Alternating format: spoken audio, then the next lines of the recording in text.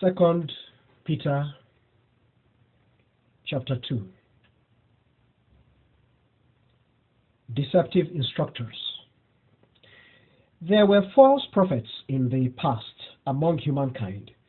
Similarly, there will be false instructors among you who will surely bring in ruinous, misleading instructions. They will even deny the blessed Lord who redeemed them, thus bringing upon themselves sudden ruin.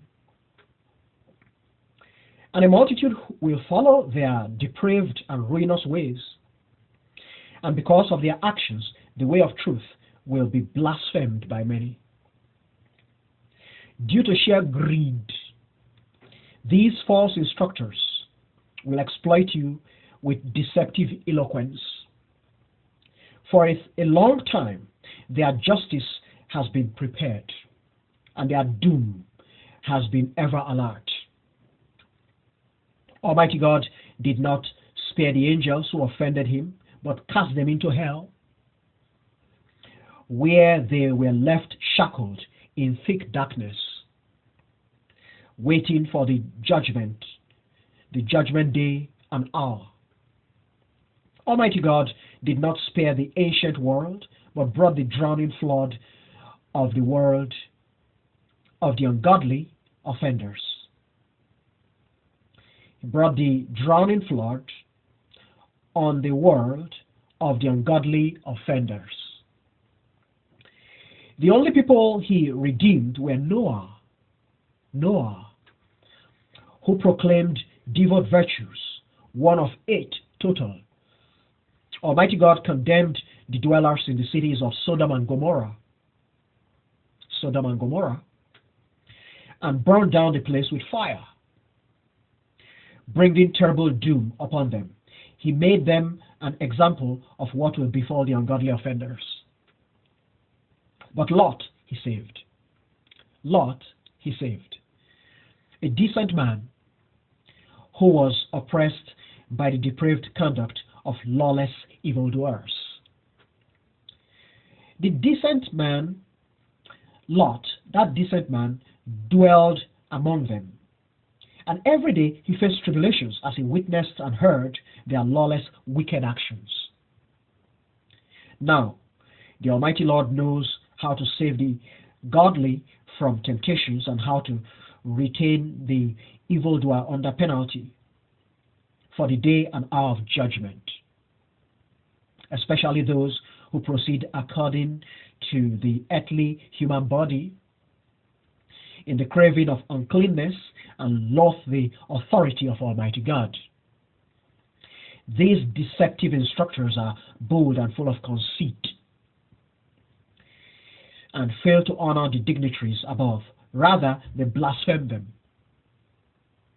Even God's angels, who are superior in power and might to these deceptive instructors, do not accuse them with blasphemies before the Almighty Lord.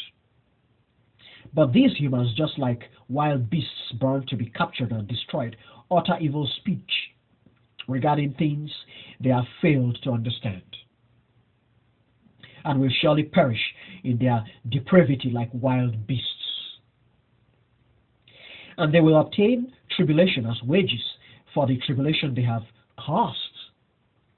Their delight is to accomplish anything and everything possible in daytime that will satisfy their vain desires of the flesh.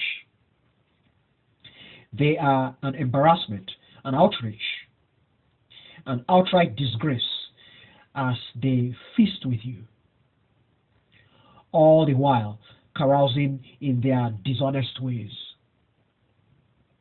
They wish to stare at depraved women and commit adultery. Their desire for sin is simply insatiable. They lure feeble minds and ensnare them. Their hearts are skilled in greed. Surely they are under the curse of Almighty God. They are under the curse of Almighty God. They have departed from the right track and have gone astray. They have followed the erroneous way of Balaam. The erroneous way of Balaam, the offspring of Baal, who cherished the wages of sin. But he was reproved for his errors and offenses. His dumb ass spoke with the voice of a man, thus restraining the insane actions of the envoy of the Lord. These men are like springs without water, like clouds blown along by a tempest. Almighty God has reserved an area for them in the farthest darkness. They make foolish, arrogant statements and employ depraved lusts of the flesh to ensnare those who are just starting to escape from among humans who dwell in error. They promise them liberty while they are in fact bond servants of ruinous depravity. For a man is a bond servant of anything that has captured him. For if, after they have escaped the polluting forces of the world through their knowledge of our blessed Lord and great Redeemer Jesus Christ, they are again trapped and captured by them, the later end is definitely worse for them than the start. For it would have been without doubt better for them not to have known the way of devout virtue than having known it to depart from the sacred commandment given to them. But all that happened to them proves that the proverbs are quite true. A dog returns to his very vomit. A dog returns to his very vomit. And a swine that has been washed returns to wallow in the mud. A swine that has been washed returns to wallow in the mud.